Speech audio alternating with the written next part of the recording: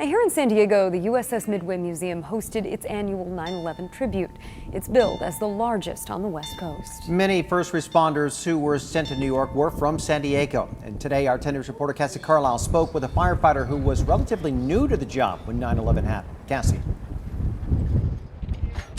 Yeah, Steve and Lindsay, we're here on the deck of the USS Midway where they had that emotional tribute earlier. So many memories coming up, the same memories that the firefighter we spoke with had. He actually started out as a mechanical engineer and then became a firefighter because he wanted to help his community and because he had family in the firehouse. He was only in his career for 4 years before he was called upon to go to New York.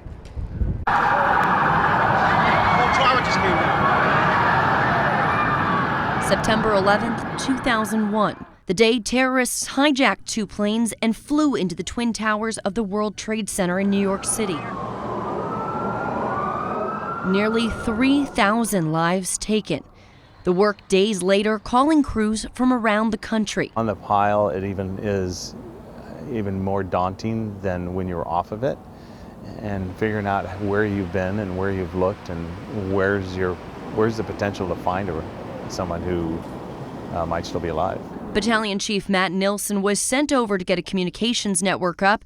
He came back with an unforgettable experience. Everybody wanted to do something to help, and I was fortunate to have a job that was doing that. Back home, he said firefighting has changed. It used to be a big thing that, hey, the dirtier gear is, the saltier you are. Now it's the cleaner your gear is the smarter way to be. Saying since the attacks, the team focuses more on cancer prevention. So when we go to a structure fire, when we were at World Trade Center, in all those circumstances, you get exposed. And then once you have it on your body, it's the prolonged exposure that can contribute more to it. While we say we will never forget, 18 years later, there are people who don't know or understand the impact of 9/11, like those who were in New York. We do need to remember the lessons from this.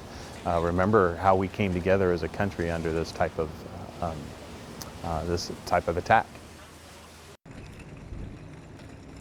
And 2 weeks ago, the president signed into law an extension of the 9/11